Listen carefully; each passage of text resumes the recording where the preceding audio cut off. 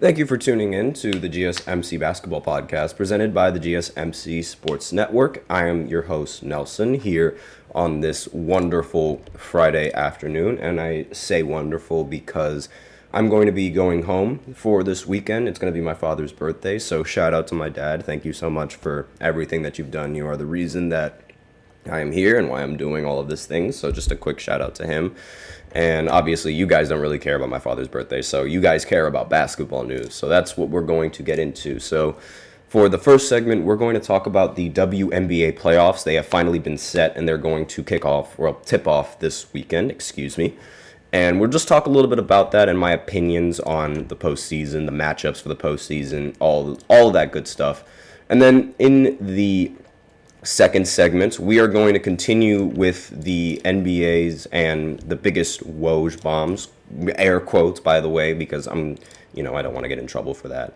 And we're just going to continue on with the segment that I did yesterday, where I was talking about the biggest Woj Bombs for the Eastern Conference. So now we're going to move on to the Western Conference. I feel like that's only right. It's most likely going to be two segments so it's going to be the second and the third segment because it's like there's a lot of teams in the Western Conference and I won't be able to fit all of that in 12 minutes. But aside from that, in the fourth segment, we are going to do something that I've been wanting to do for a while. We're going to compare Kobe Bryant and Michael Jordan's game, since I always say they are eerily similar to each other. So now we're actually going to compare them, and we're going to look at what a writer had to say comparing both of those games as well, and whether or not I agree with that, whether I don't agree with that, this, that, and the other, all of that. So that's what we're going to talk about in the fourth segment. I'm looking really forward to it. And we also have a special fifth segment. I'm not entirely sure if the fourth segment is going to take up all of the fourth segment, but if we do go over the time, then I will make the fourth segment the fifth segment. But just in case I don't, I have a fifth segment lined up. So be sure to stay tuned and figure out exactly what that is.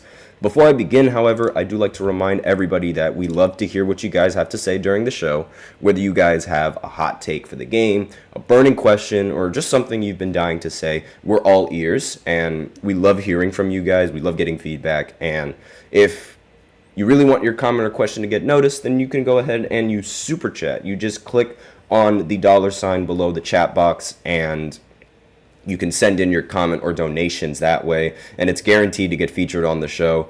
If Super Chat isn't really your thing, that's totally fine. You can always use the link displayed below the ticker, gsmcpodcast.net, and you can go ahead and send in your comments or donations that way. Either or really helps the show. And without further ado, let's go right ahead and start off with the first segment, and starting with the WNBA playoffs. The WNBA regular season has ended, and what a regular season for the WNBA. This has been the most popular WNBA season in the history of WNBA seasons, all because of two athletes, Angel Reese and Caitlin Clark. Primarily Caitlin Clark, but, aside from that, they have popularized the game. They have spread the awareness about the game, and through the fact that people are tuning into these games because of those rookies.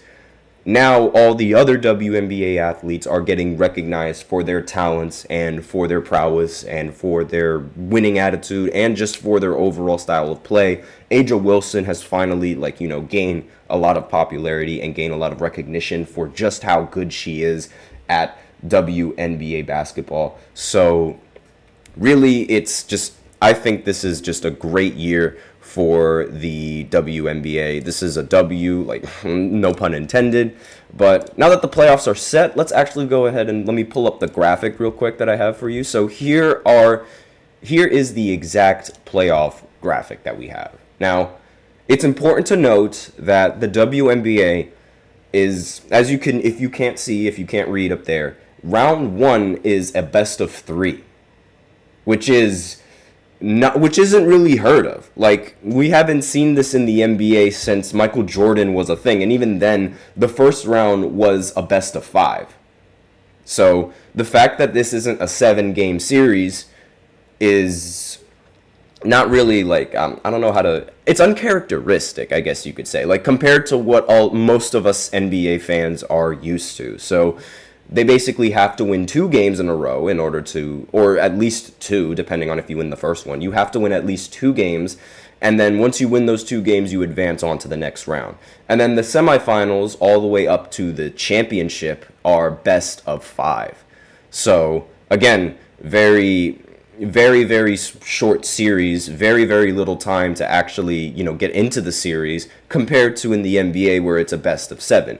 Now, you can make the argument that this makes it a little bit more interesting because each and every single game is more valuable than, game 1 or game 2 of the NBA playoffs, because if you lose game 1 or if you lose game 2, that's fine. Depending on where you stand in the standings, you could either go into the next 2 games with home field advantage or you could steal a game. It's really dependent on a lot of factors. But one problem that I have about the WNBA playoffs, and arguably the biggest problem that I have with the WNBA playoffs, is the timing, like when these games actually start.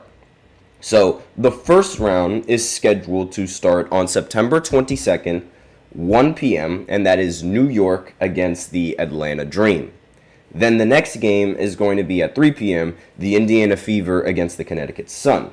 Then the next game, 5 p.m., the Phoenix Mercury against the Minnesota Lynx, and 10 p.m., the Seattle Storm at Las Vegas.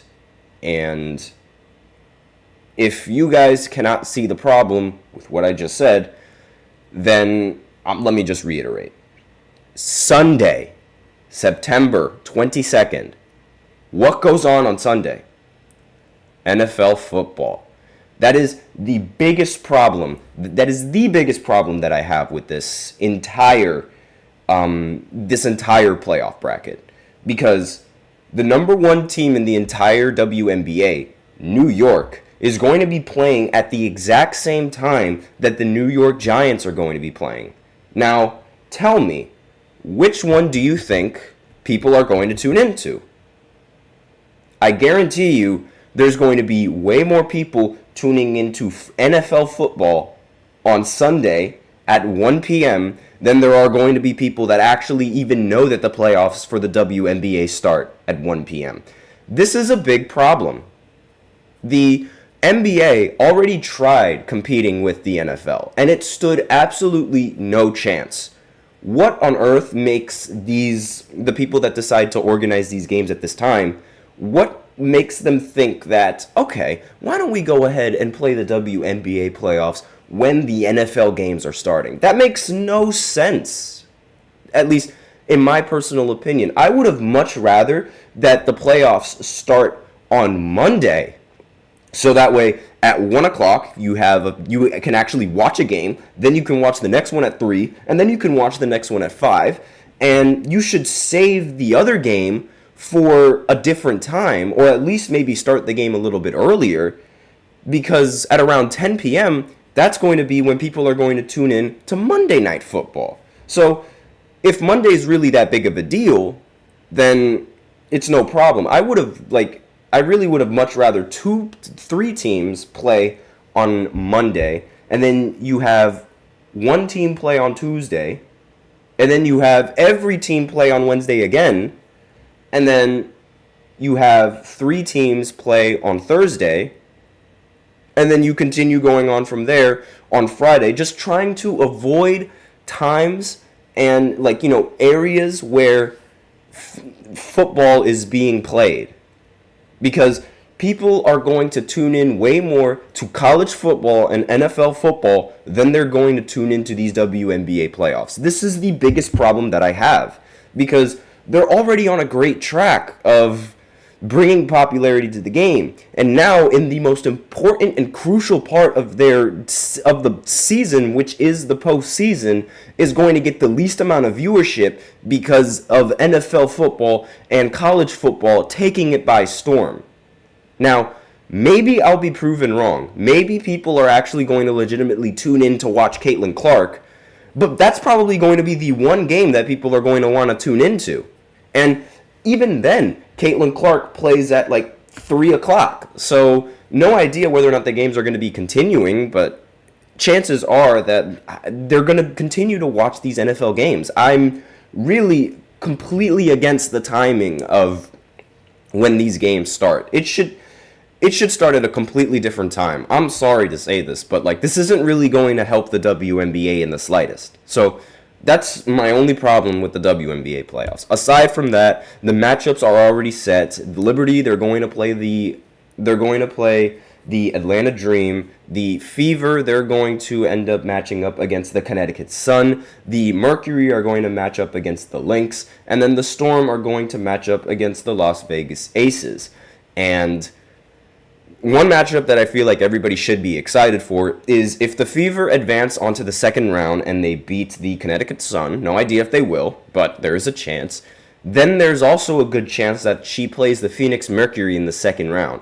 And that is when she's going to go up against Diana Taurasi and all of her teammates. Now, if you guys remember anything about the WNBA in their offseason, then you would know that Diana just is not a fan of Caitlyn, and from the jump, she was expecting Caitlyn to struggle. She was saying it's a completely different league in the WNBA when she talked about Caitlyn. Just immediately, just jealousy taking over her, and she was eventually proven wrong, and it would be so ironic if Caitlyn Clark would be the one to eliminate her in the postseason. It would be so ironic. It would... Honestly, that would be cinema right there. That is peak cinema, and I really hope that happens. But aside from that, that is all that we have for the first segment. So now we're going to go ahead and go into the second segment where I talk about the biggest Woj bombs for the Western Conference. I already did the Eastern Conference, so if you guys are interested in that, then go ahead and tune into the previous podcast or click on the last episode, depending on if you guys are on the video section. We're going to go ahead and go into the second segment right after this short break, so be sure to stay tuned. I feel like I'm losing my mind. Is everybody in the world blind? Please, Lord, give me a sign, a sign. I feel like I'm losing my mind. Is everybody in the world blind? Please, Lord, give me a sign, a sign. I wanna be the greatest. Everybody on the fake shit. I look around and feel like everybody is the fakest. I make this every day and I'm impatient, hoping one day I blow up from the basement. Statement, the top is so vacant. I don't hear shit that I think is amazing. Waiting for my day when I'm playing sold out shows for 1,000 faces. Hey, give me that crown, get in my way and to be put down. It ain't your place, all this my town. If I want that shit, then I'll get it right now. I'm losing it, the noose it fits. I'm losing shit, a stupid myth. You choose to live or choose to dip. You choose to fight or lose your grip and lose a gift. Oh, I feel like I'm losing my mind. Is everybody in the world blind? Please, Lord, give me a sign, a sign. I feel like I'm losing my mind. Is everybody in the world blind?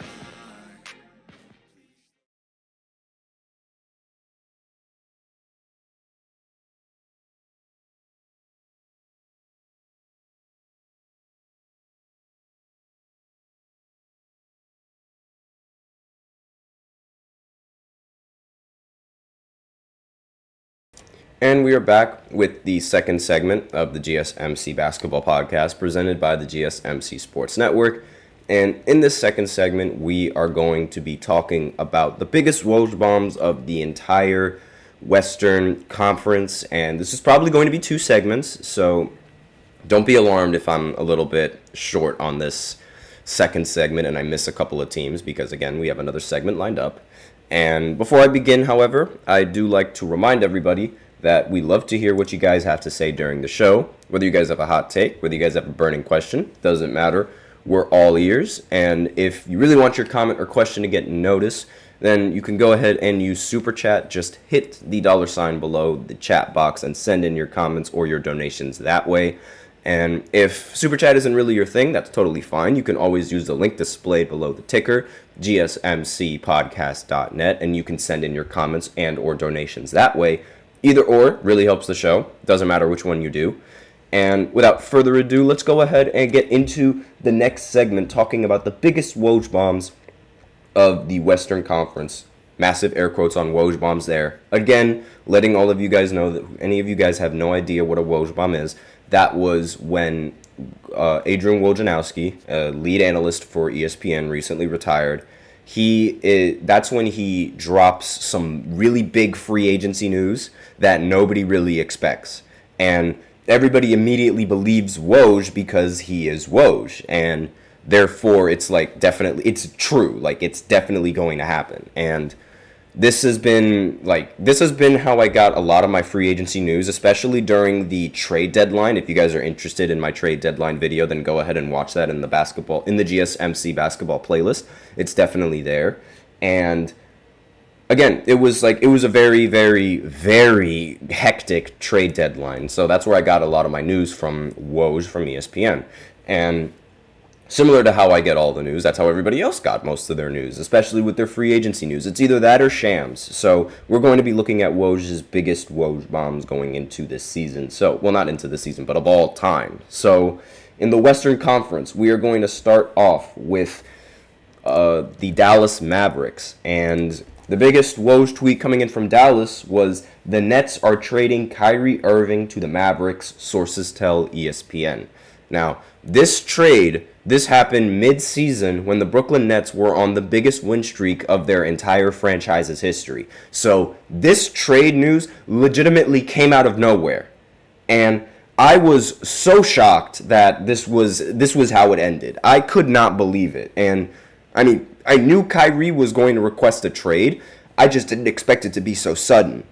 And the Nets, they've had so much turmoil with Kyrie Irving, all of the offseason things, whether or not you want to blame it for Kyrie being a quack or whether you want to blame it for the Brooklyn Nets not providing enough for Kyrie. Wherever you stand on that, it doesn't matter. The relationship was over.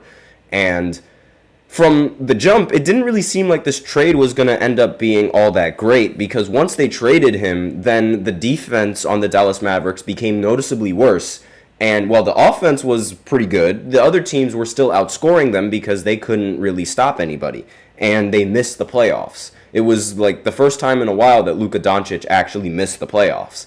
And that's uncharacteristic. But ever since last year, they seemed to turn it around, and they turned themselves into one of the best backcourt duos that the league has seen and that the league has in the NBA right now.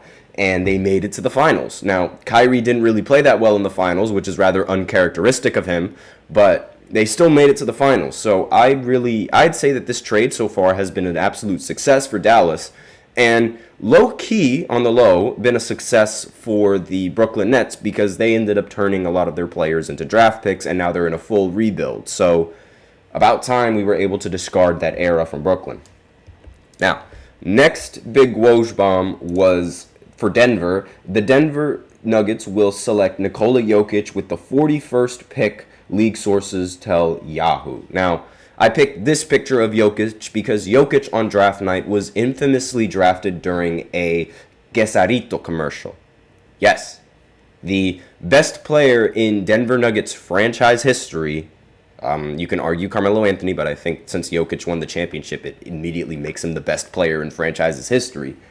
Ever since he was drafted, like, nobody really expected much of him, and here he is turned into the best player in the entire NBA. And he doesn't even seem like he's trying half the time. Like, there's a joke going around that says he cares more about his horses than the NBA season as a whole, which is absolutely hilarious, because all of these NBA players take it very seriously, and here's this guy who would rather watch horse racing just playing basketball because it's his job. And he's busting people all over the court. Like, he's just kicking everybody to the curb. It's amazing.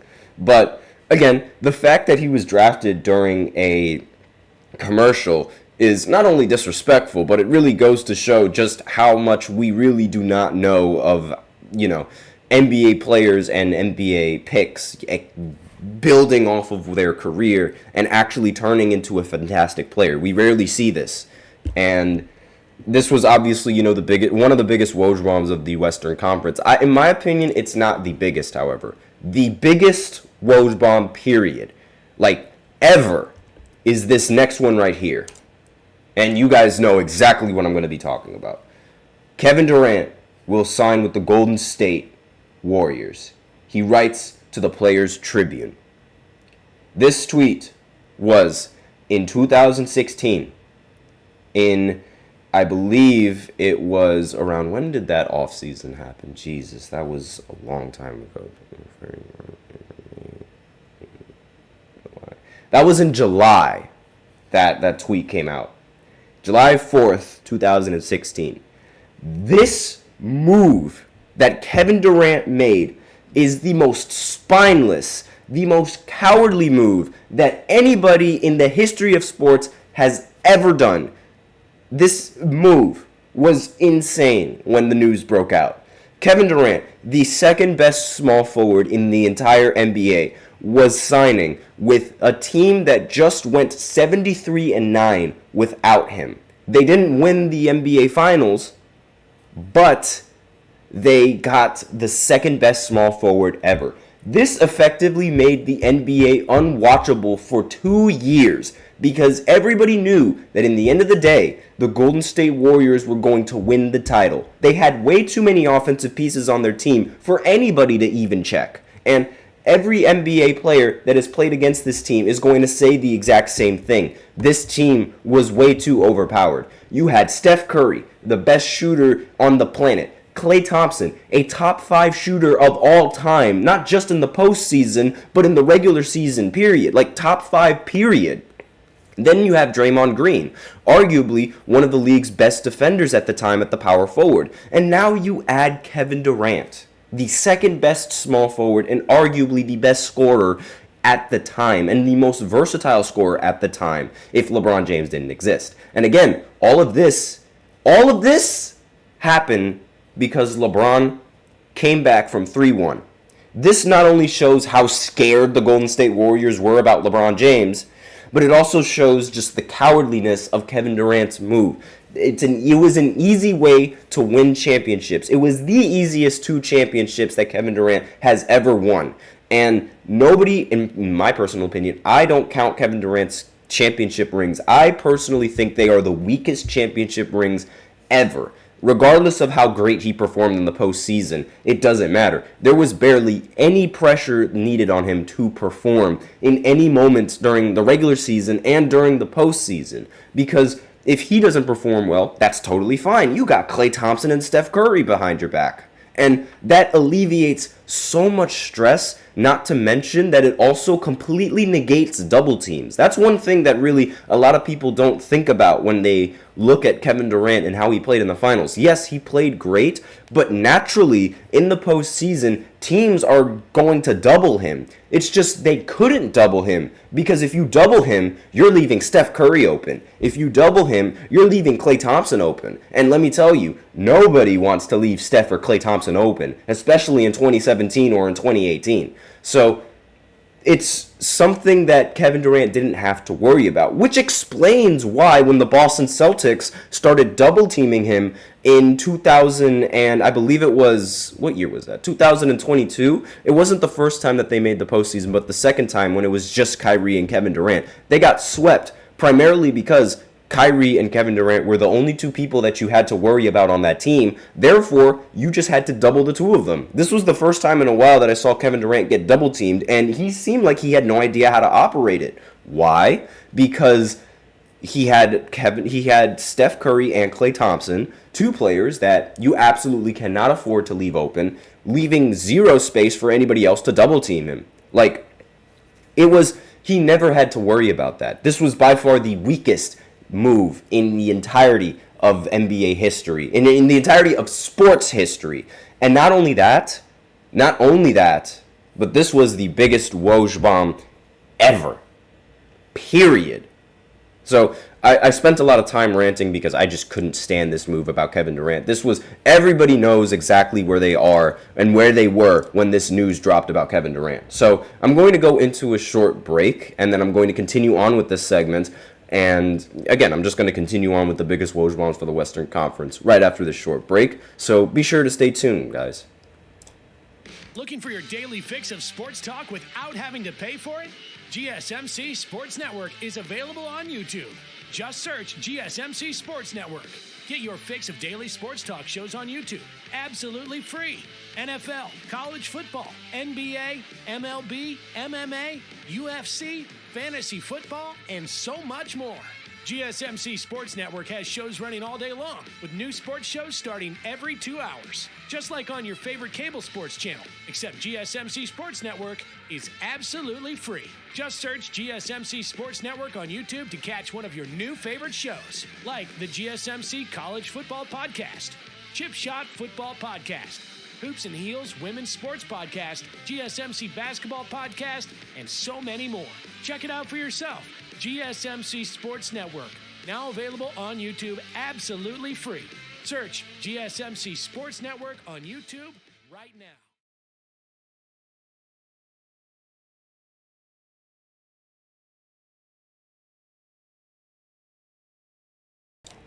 And we are back with the third segment of the GSMC Basketball Podcast presented by the GSMC Sports Network.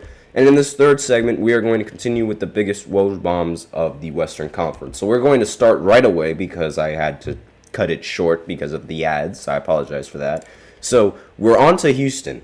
And the biggest Woj bomb coming in for Houston was the Oklahoma City Thunder have agreed to trade Russell Westbrook to the Houston Rockets for Chris Paul, first-round picks in 2024 and 2026, pick swaps in 2021 and 2025, league sources tell ESPN. Now, Russell Westbrook on Houston, in my opinion, is the most underrated Russell Westbrook year in the entirety of his career. And why do I say this?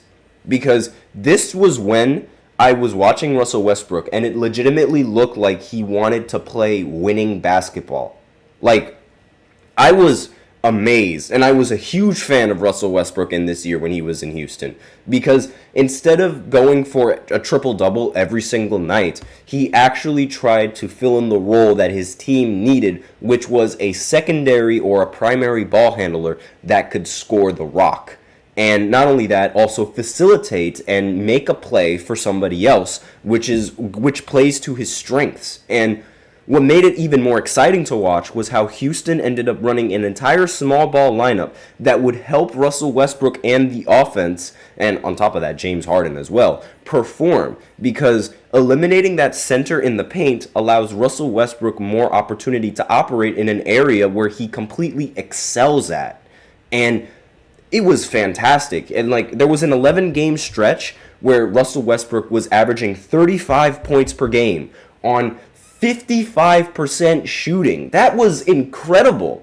And I had never seen Westbrook shoot so efficiently. And a big reason for that was because Houston was like telling Westbrook, don't take the three-point shot. Take the shots that you know you're going to hit and that you know are going to go in. And those shots were shots in the paint.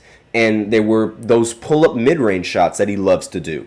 And it was fantastic. It was amazing to watch because I was getting rather tired of Russell Westbrook averaging a triple-double. Like, when he did it in his MVP year, that was great. But, like, the years after that, I just thought, okay, now he's just stat padding. And it looked like that's what he was doing. But when he was on Houston, it looked like he just wanted to win. And he wanted to play winning basketball the right way. And I loved that. It was amazing.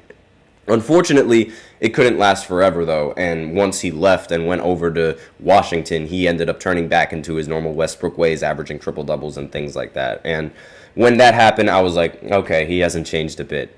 Man, because I'm sorry, but like that triple-double, chasing for triple-double play style, it doesn't translate well in the postseason, and because it doesn't translate well in the postseason, it's like he always loses in the first round. And, I mean, when he was on Houston, that was the first time in a while that he actually made it past the first round and made it onto the second round with the help of James Harden, of course. But still, like, I mean, it was really bad. And the way that the playoffs ended, mainly because, you know, the Lakers just decided to let him shoot, it's another story in of itself. Next, probably one of the biggest and the worst trades in the entire history of the NBA. For the Clippers, Kawhi Leonard has been recruiting Paul George to find a way to get the Clippers, and LA pulled it off tonight. George goes to the Clippers with Leonard, and together they walk into Staples Center to go head-to-head with LeBron James and Anthony Davis. So obviously, this was the start of the Kawhi and the Paul George era. It was hyped up as being one of the best two-way backcourt duos since Michael Jordan and Scottie Pippen, and it ended up failing tragically. The team ended up going farther in the playoffs without Kawhi Leonard than they did with Kawhi Leonard. The team ended up blowing a 3-1 lead in the first year that the team was assembled, all because of a Clippers collapse, and the team just hasn't gone and hasn't done what it was expected to do. In fact, what's crazy about it is that the Lakers and LeBron get more hate for winning a title than the Clippers do for not even making the finals. I don't know why they do that. I don't know why it happens, but this will go down as one of the worst trades in the entirety of NBA history, and more on this trade a little bit later. So it ended up failing. We'll see how the Clippers end up doing without Paul George. I'm not entirely sure if they're going to do much, but doesn't matter. Next, the other Los Angeles team. Obviously, the biggest Woj bomb for the Lakers was when LeBron James agreed to a 4-year, $154 million deal with the Lakers, Clutch Sports says. This was the beginning of a new era for the Lakers. They have constantly been a losing team since Kobe retired and on Kobe's last year. So when LeBron ended up joining the roster, it brought new life to the entire Lakers and the entire organization. And it ultimately ended up proving to be a success because LeBron ended up winning a title later on for the Lakers. More on that later. But the years with LeBron, you could argue that they haven't really been all that impressive because there were a couple of missed postseason appearances for the Lakers in the LeBron era. Again, it wasn't LeBron's fault. You can definitely make the argument that it wasn't LeBron's fault because I blame Westbrook and the team that was surrounded by him in his first year. But aside from that, you can argue that it's been full of a little bit of disappointments. Again, not LeBron's fault, but rather the lineups, rather the lineup management, and how the GMs have been managing LeBron in his prime. Again, this has been arguably a worse GM job than what they did with the Cavs, but that's a completely different argument. But next on the list for Woj Bombs, this actually came in quite recently, actually last year. The ESPN sources, the NBA has suspended Memphis Grizzlies star Ja Morant 25 games to start the 2023-2024 season. This was obviously as a result to Ja Morant and his off-the-court problems that he brought to the Memphis Grizzlies, allegedly flashing a gun on Instagram Live, not once, but twice. And, of course, the NBA had to take some sort of action to this because there were children watching those live videos, and you do not want your children watching somebody allegedly have a gun on Instagram Live. I say allegedly because it was later proven that it wasn't a gun, but regardless, it looked like one. Allegedly, it looked like one, and you just can't do that. You have to be more mature as an NBA player. You have to understand your audience, and that is something that Ja Morant did not do. And he had to face a suspension for 25 games to start the season.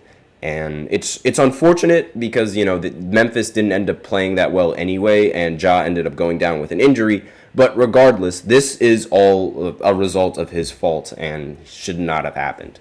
But next big Woj bomb comes in for Minnesota, and that is Utah is trading Rudy Gobert to Minnesota, sources tell ESPN. Now, this trade in the beginning was seen and was thought of as one of the worst trades in the NBA in recent history. And I, for one, was one of those people that thought it was going to be one of the worst trades in NBA history.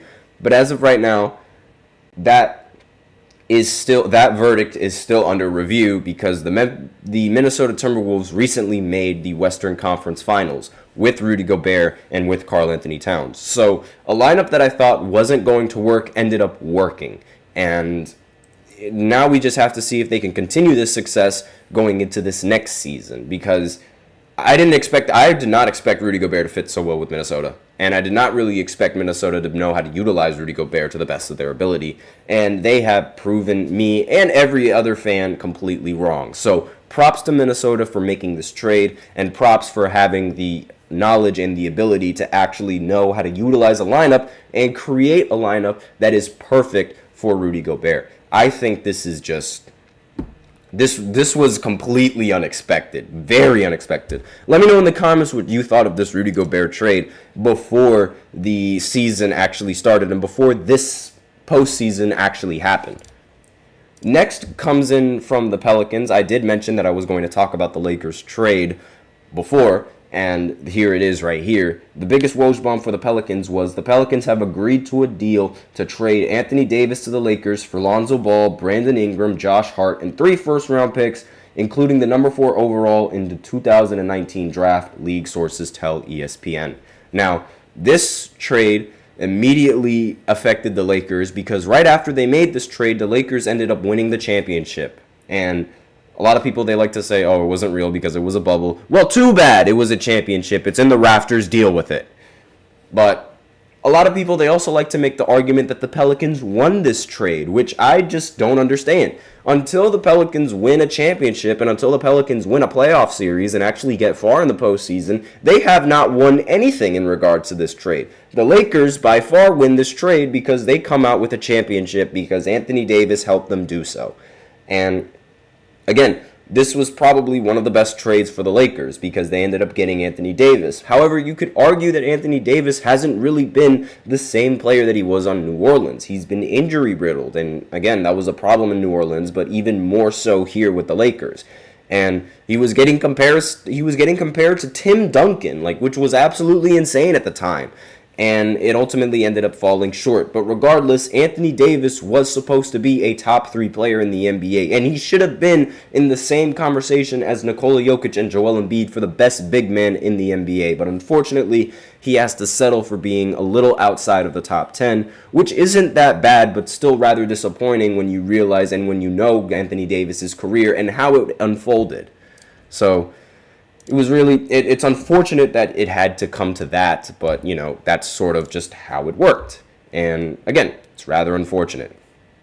Next team for the biggest Woj bomb in the, this is for Oklahoma City.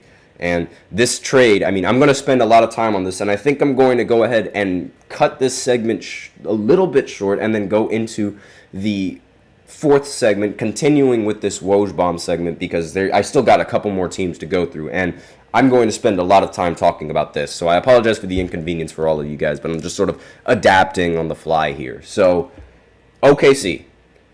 OKC is trading all-star Paul George to the Los Angeles Clippers for a record-setting collection of draft choices. Now, I'm going to read off those draft choices for all of you so that way you guys can remember exactly what this trade entailed. So, Clippers, they would acquire Paul George in exchange for trading Shai Gilgeous-Alexander, Danilo Gallinari, a Clippers 2022 first-round pick, a Clippers 2024 first-round pick, Clippers 2028 first-round pick, Miami 2021 first-round pick, Miami 2023 first-round pick, lottery projected, Clippers 2023 first-round pick, right to swap picks, and 2025 first-round pick, right to swap picks. So the Thunder, surprisingly, ended up winning this trade because they have SGA, who played far better than Paul George ever has in a season for the Thunder. Yes, he played better than Paul George did on the Thunder because SGA came second in MVP voting. Meanwhile, Paul George came third in that year. And not only that, they were also able to acquire a young championship team and the youngest team to ever make the postseason. They made it past the second round with this team. Meanwhile, the Clippers ended up losing in the first round to the Dallas Mavericks. I'm pretty sure you guys can see who won this trade here.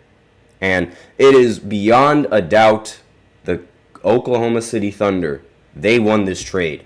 This is probably the worst trade in the entire franchise of the Clippers history and the worst trade in NBA history because, again, all of those picks that I just mentioned were given up all for just one Western Conference Finals appearance that they didn't even win in. And I'm almost positive that the Thunder are actually going to make it to the Western Conference Finals this upcoming season. They have a legitimate chance. Again, everything has to sort of fall into piece and it has to fall into place, as everything should.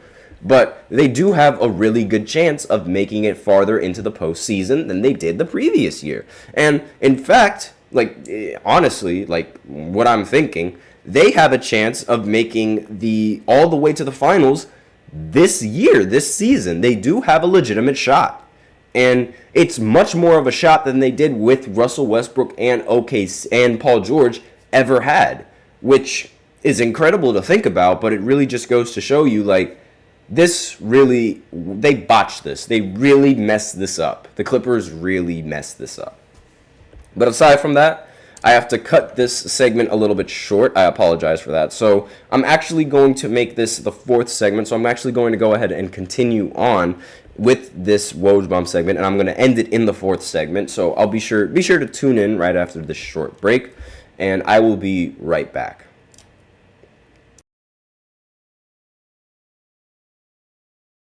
For the best and latest podcasts available anywhere, go to the podcast app on your cell phone and type in GSMC to access free content-rich podcasts on health and wellness, book reviews, sports, entertainment, relationships, social media, movies, technology, finance, and even weird news. Subscribe and download the GSMC Podcast Network's family of shows, available everywhere podcasts are found.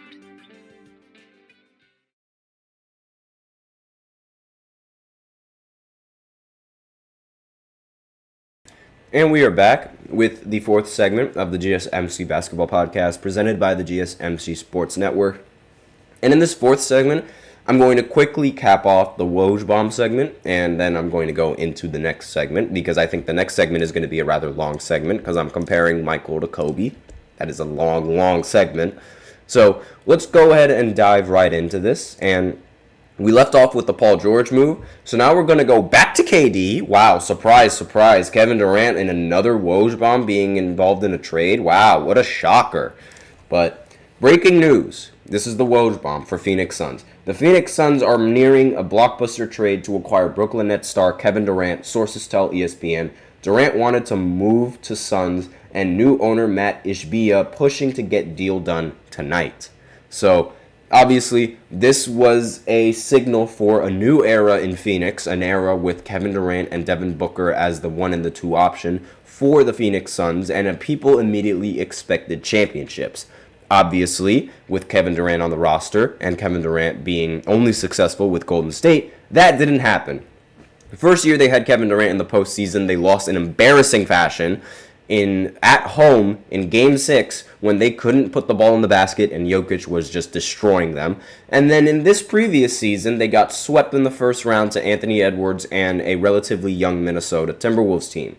And this era with Kevin Durant hasn't really been as successful as the team expected. Now that they have Bradley Beal and Devin Booker, now that they have Bradley Beal on that huge contract, they're forced to run it back with Kevin Durant, Devin Booker, and Bradley Beal, which was a lineup that didn't work in the last postseason. So it's going to be a little bit interesting to see how it develops and how it moves and how it could ascend from what was previously given to us. So it's really, really tough to scale exactly just how good this trade is in terms of Phoenix. But for the Brooklyn side, they ended up acquiring Mikal Bridges, who they then traded to the Knicks for a bunch of picks as well, entering a full rebuild. So this is already a W for the Nets. Still the verdict is out for whether or not it's a W for Phoenix. But as of right now, it's an L trade. So, but let me know in the comments what you thought of this trade. Again, it really sort of insinuated the notion that Kevin Durant is made for super teams. And you can make the argument that Phoenix isn't really a super team, but they have 3 potential all-star players that all could isolate and could all create a shot for themselves.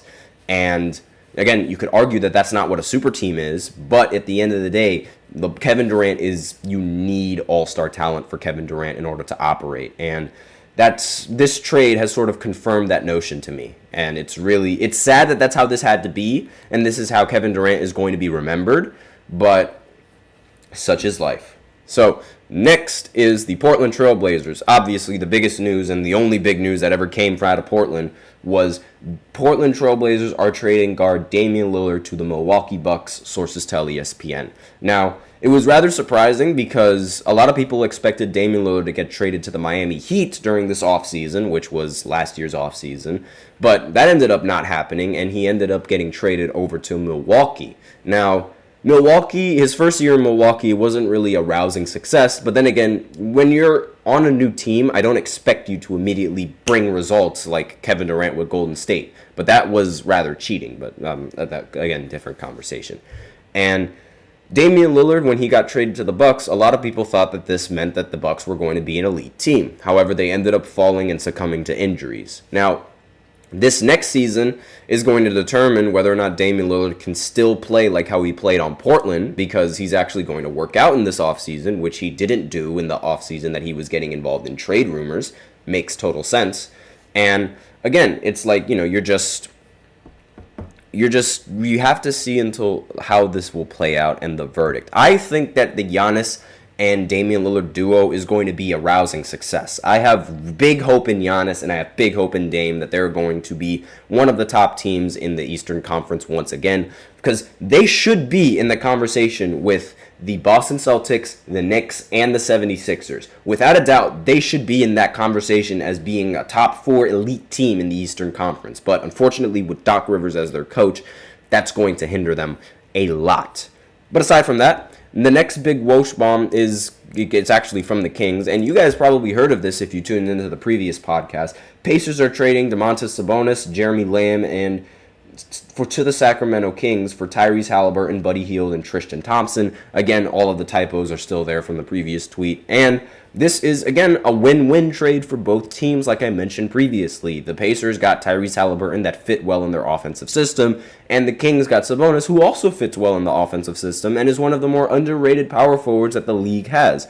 I'm not really going to cover this all that much because I already covered it in the last segment, so really don't need to do that. If you guys are interested in what I had to say for the last segment, go right ahead and tune in.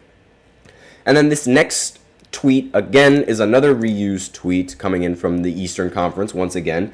This was when the Spurs have traded Kawhi Leonard and Danny Green to Toronto for DeMar DeRozan, Jacob Poeltl, forgive me if I botched that last name, and projected 2019 first-round pick, league sources tell ESPN. Trade call with league office is starting shortly. Again, this was a very, very big trade and a very good trade for the Toronto Raptors because it ultimately led them to winning a championship. And for DeMar, it left him sad and depressed. And if you guys want to hear exactly what I had to say about this trade, again, go ahead and tune into the previous podcast and the previous segment that I did. Not the previous segment, excuse me. The previous podcast if you guys are on the audio side. And for those of you guys on the video side, you can go ahead and look at that Eastern Conference video because I covered more or less the exact same thing.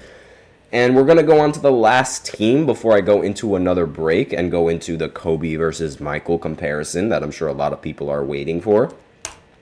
When this was, of course, around a dark time. Jazz star Donovan Mitchell has tested positive for the coronavirus, league sources tell ESPN. Jazz players privately say that Rudy Gobert had been careless in the locker room, touching other players and their belongings. Now a Jazz teammate has tested positive. And obviously, this tweet came in 2020 when the NBA was just before the NBA would shut down the season. And this news coming in, this is one of the biggest reasons why Rudy Gobert is disliked by so many people, because his carelessness and him thinking that he knew better ultimately ended up with the league shutting down. It was hilarious because Rudy Gobert, he wanted to make a point and he wanted to show that he was smarter and I don't know what it was. He was smarter than, I don't know what it was that he was trying to do, but he was touching all of the microphones in a press conference trying to prove that I don't know, maybe COVID wasn't all that big of a deal. The second he does that, he gets COVID-19. And that led to the NBA shutting down its season and cutting the season short. And a lot of people did not like Rudy Gobert for that. And Donovan Mitchell, of course, was one of those people that didn't like Rudy Gobert for his carelessness and ended up requesting a trade and ended up landing in Cleveland. Because, let's face it, why would you do something so ignorant? It makes no sense. But I digress. I'm not going to talk about it more in this segment because it's already in the past. And let me know in the comments what you guys thought of that, about this news when it first broke out. Did you guys, were you for Rudy Gobert? Were you against Rudy Gobert once this news dropped? Let me know in the comments what you guys think. But aside from that, we're going to go into the fifth segment, which I thought was going to be the fourth segment, and that is going to be a Kobe Bryant and Michael Jordan comparison. I'm going to be comparing every single aspect to their game. I'm going to be looking at what an author had to say about their games as well, and giving my opinions about that in the fifth segment. So I'm really looking forward to this. Hope you guys are looking forward to it too. I'll be sure to tune in right after this short break. If you're interested in that, stay tuned.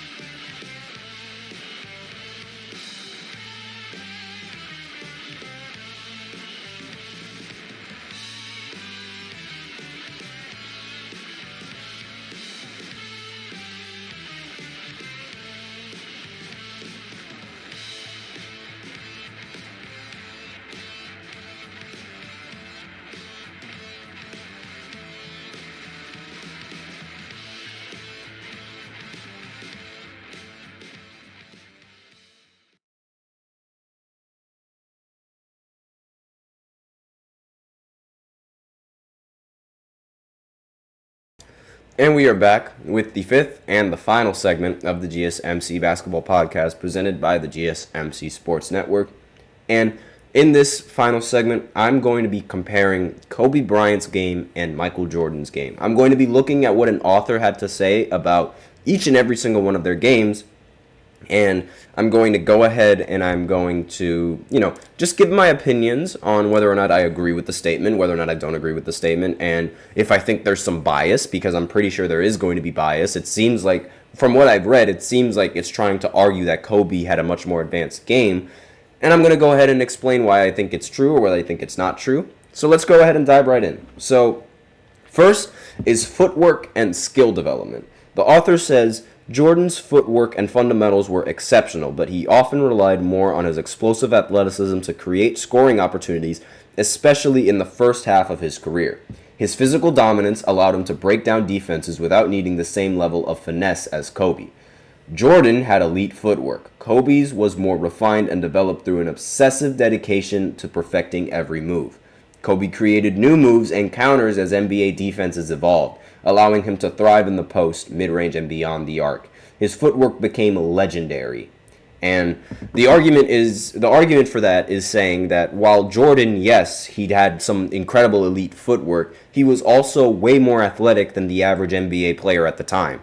Meanwhile, Kobe had to deal with athletes of similar skill set to him and therefore needed to refine his game to counter those better skill sets. So it seems like in terms of footwork, they're saying that Kobe's was way more advanced due to NBA defenses advancing compared to how it was in the 1990s. You can make an argument about whether or not you think defense was tougher back then or whether or not you think defenses is more difficult now, but regardless, it was way easier to stay in front of somebody because more players in the NBA were way more athletic and we're used to that athleticism, as opposed to back in the 80s and back in the 90s, nobody had seen an athletic player as athletic as Michael Jordan. And because of that, it sort of sets Kobe apart from Michael Jordan. That's the argument. Personally, I think that I sort of agree with the statement. Yes, Kobe had to do way more in terms of footwork and learning because defenses were learning a lot quicker and a lot better as well, and the game was advancing. So it's just a different time. Now, the jury's still up on that, not entirely sure. Again, I'm not going to say who's better and who's not better because Jordan's legacy is by far better than Kobe's legacy. But at the same time, you could make the argument that maybe if Jordan played in this time, you can make so many arguments about that Jordan wouldn't be nearly as good. And continuing with that argument, three-point shooting. So Jordan was primarily a mid-range scorer. While he did improve his three-point shot later in his career in the second three-peat era, he never relied heavily on it. Jordan's scoring was most effective in the mid-range. Kobe, on the other hand, by far has the edge on Jordan in terms of three-point shooting, as Kobe embraced the three-point shot far more than Jordan since the game moved toward perimeter-oriented play in the 2000s. He was a more prolific three-point shooter and frequently hit clutch shots from beyond the arc. That, I 100% agree, but mainly because it was a completely different time. So maybe you could make the argument that if it was a different time, Jordan would adapt his game just as well as Kobe adapted his game. So the argument's still up for that. Next is ball handling. Jordan was an efficient ball handler who used his power and quickness to get to his spots on the floor. His ball handling was effective but more straightforward. Kobe had a more diverse and creative approach to ball handling. His advanced dribbling combinations allowed him to break down defenders in isolation more often and with greater finesse than Jordan. Kobe's handling was flashier and allowed for more flexibility in creating shots. That is just going to be a given given the times. As the game evolved, you're going to develop more moves. Michael Jordan didn't really need to evolve all that much because teams couldn't stop him as it is. Now, you can make the argument that, it makes Michael Jordan's game a little bit easier, and you can make the argument that Kobe would thrive during this time, like that specific 80s time. But then again, you can also make the argument that Kobe would never have done all of this had it not been for MJ, and would never try to expand his game had it not been for MJ. It's a very interesting argument because they're both very, very similar. But again, like the article is saying and like the author is saying, Kobe did have more moves, but there is a lot of nuances as to why he has those moves. Next is post moves. Jordan's postgame was devastating, particularly during his second three-peat. His signature turnaround fadeaway was nearly unstoppable. Kobe's post moves were more refined, especially later in his career. He developed a wider variety of counters in the post, drawing on moves learned from Hakeem Olajuwon. This allowed Kobe to remain effective in the post even as his athleticism declined. And I think that the post move and the post game, I think Jordan actually takes the crown in terms of post game and post, the ability to operate in the post, because Jordan was way more efficient at shooting that fadeaway shot than Kobe was. Kobe was fantastic at that fadeaway shot, but not as efficient. And regardless whether Kobe has more moves in the post or whether or not he does more things in the post, it doesn't matter. You still need to score, and Jordan did that way more efficiently. And the fadeaway shot is still just as difficult with the hand in your face. It doesn't matter what defender or what era defender it is, because you know that fadeaway is coming from Michael Jordan and you know that fadeaway is coming from Kobe. So there's going to be a hand in both of their faces. I think Jordan takes the nod in terms of post game. Next is work ethic and practice habits. Jordan was known for his intense work ethic, fueled by his competitiveness and drive to dominate opponents. He worked hard, but much of his early career was based on his natural athleticism and competitive edge. We saw this in The Last Dance, when before he actually even struggled to beat the bad boy Pistons, Jordan said that he rarely lifted weights. But then one season, in around the 90s, he decided to go to the gym and decided to lift weights and get stronger to be able to handle the hits coming in from Detroit. And the author is right that Jordan's competitiveness, yes, he was incredibly competitive, but he was already more physically gifted than most of the athletes that were already in the league. Kobe, while Jordan's work ethic was legendary, Kobe took it to a whole other level with his Mamba mentality. His obsessive dedication to preparation, skill refinement, and countless hours in the gym surpassed Jordan's. His perfectionism was reflected in the stories of him arriving at the gym before sunrise and his relentless pursuit of improvement, making him arguably the more detailed and technical worker of the two. And yes, Kobe is by far a much harder worker than Jordan ever was. And again, you can make any sort of argument for that. You can make an argument that doesn't even really matter. But at the end of the day, Kobe was a much harder worker, and that is something that you simply cannot take away from him. He worked way harder than Michael Jordan.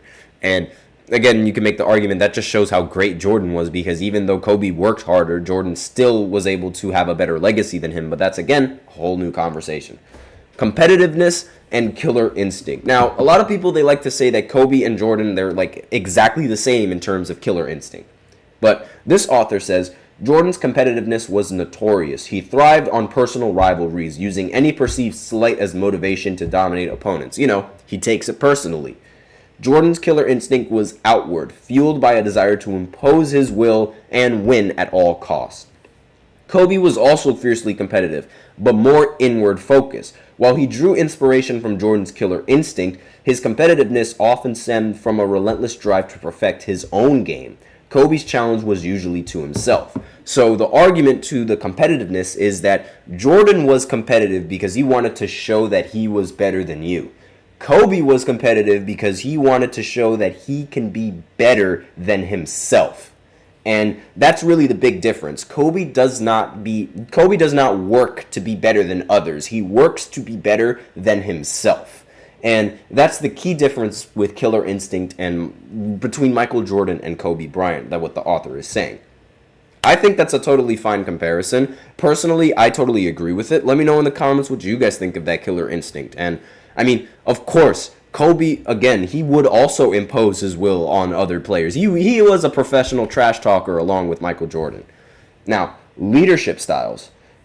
Jordan's leadership style was built around intimidation and confrontation. He pushed teammates like Scottie Pippen and Steve Kerr to their limits, often through harsh criticism and confrontational style. His leadership was about demanding excellence from others. A lot of people give praise to him for that. A lot of people like to criticize him for that. More people give him praise for being mean and being a jerk to his teammates as opposed to actually being a legitimate leader.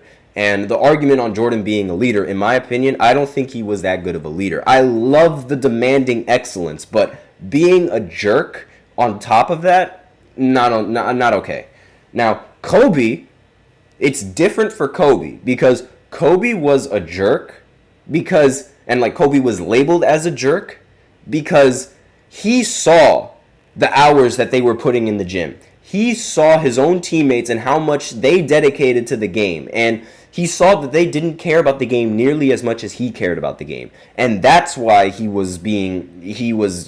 had the perception of being a jerk, because his teammates that wanted him to pass the ball were the same teammates that would fool around in practice and not take practice as seriously as he does. And Kobe can't respect that. And that is why I have the respect for Kobe, because he has reason, and he saw that they weren't working nearly as hard. And he demanded the excellence, but it wasn't nearly the same as Jordan. And the author goes, early in Kobe's career, Kobe struggled with leadership as he had a similar demand for excellence from his teammates, but with less communication. Over time, however, Kobe's leadership evolved, and he became more of a mentor, especially with younger players like Pau Gasol. He also extended mentorships to players outside of the Lakers, focusing on helping others improve. This was very well noted with his time with Jason Tatum, and not to mention all other WNBA athletes that he supports. Adaptability. Jordan thrived in Phil Jackson's triangle offense, which was built around his strengths. His teammates maintained a strong core, which allowed him to focus on executing his role as a central figure without having to adjust to significant system. Kobe had to adapt more than Jordan throughout his career, playing in different systems and with varying roster compositions. He won championships alongside Shaq, but later proved he could adapt his game and leadership style to win without him. This, I somewhat disagree. I disagree with this statement. And in my personal opinion, the adaptability argument is still up in the air. I don't think that Kobe was more adaptable to a system than Michael Jordan, because Kobe won championships under the same coach that Jordan won championships. They both ran Phil Jackson's triangle offense. They both played under Phil Jackson. Kobe did not win a championship without Phil Jackson as his head coach. Jordan did not win a championship without Phil Jackson as his head coach. You can make the argument that, sure, Kobe wasn't the number one option in the triangle in the first 3 years that he won the championship, but the point still stands. He was still running the triangle, and he was still having Phil Jackson as his head coach. It's more or less the exact same concept. So I don't agree with this author's statement in terms of adaptability. I think he's being a little bit biased. Next is, we have 3 more to go. Next is global brand. I'm not going to spend much on this because the Air Jordan is clear-cut the better brand, without a doubt. Clear-cut, more popular. You can make the argument whether or not it's popular or not. A lot more people are buying Kobe's now, given Kobe's tragic passing, R.I.P. Kobe, Gigi, and the rest of those passengers on the helicopter. But aside from that, Jordan has always been number one sneaker in sneakerheads. Next is the cultural and the societal impact on the game. Jordan had a broader cultural impact during his playing career, especially through the role of globalizing basketball in 1992 via the Dream Team. Kobe's societal impact became more personal, particularly through his advocacy for women's sports and his role as a mentor to young players. His involvement in coaching his daughter's basketball teams and promoting the WNBA showcased his commitment to fostering the next generation of athletes. Kobe's legacy grew in this area, especially after his tragic passing. And really, the societal impact, they both have immense impact on the game. It really doesn't matter who you talk to. You'll make an argument, and everyone is going to say Kobe and Jordan had immense impact on the game. And, of course, finally, NBA legacy. Jordan's 6-0 record in the NBA Finals, along with his 6 Finals MVPs, remains an untouchable achievement. He never allowed a final series to go to 7 games, showcasing his dominance in the ultimate stages of competition. Jordan's shorter career didn't affect his overall dominance, and his 2 retirements were part of a narrative that made his career seem larger than life. Kobe won 5 championships, but his path was more varied. He won 3 titles with Shaq, later 2 as a clear leader for the Lakers. His ability to win without Shaq added depth to his legacy, something that Jordan hasn't done yet because Jordan has never won without Scottie Pippen. And again, you can make that argument that, that's a little bit more impressive, winning without your number 2 option, but at the same time, having an undefeated finals record is also a pretty good argument.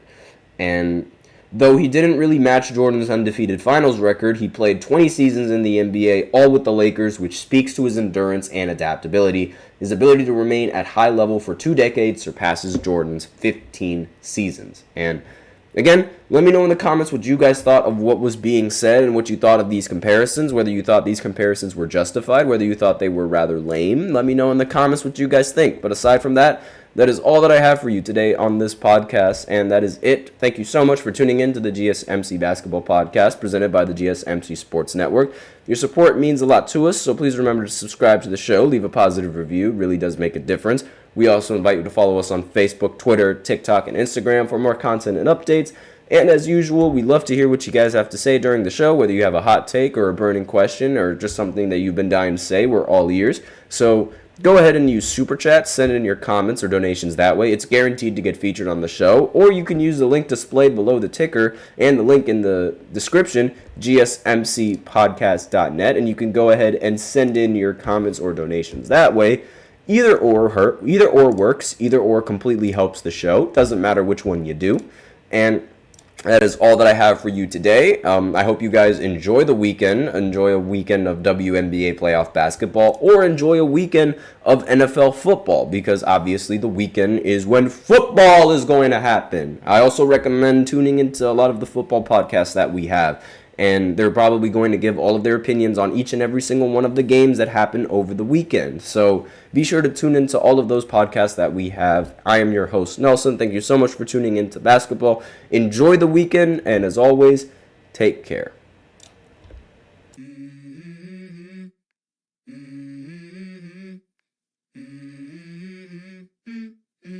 Let's go. I wake up to a little bit of drool on my pillow, feel like it's gonna be a bad day. Yeah, I'm tired of shit, and the coffee ain't hit.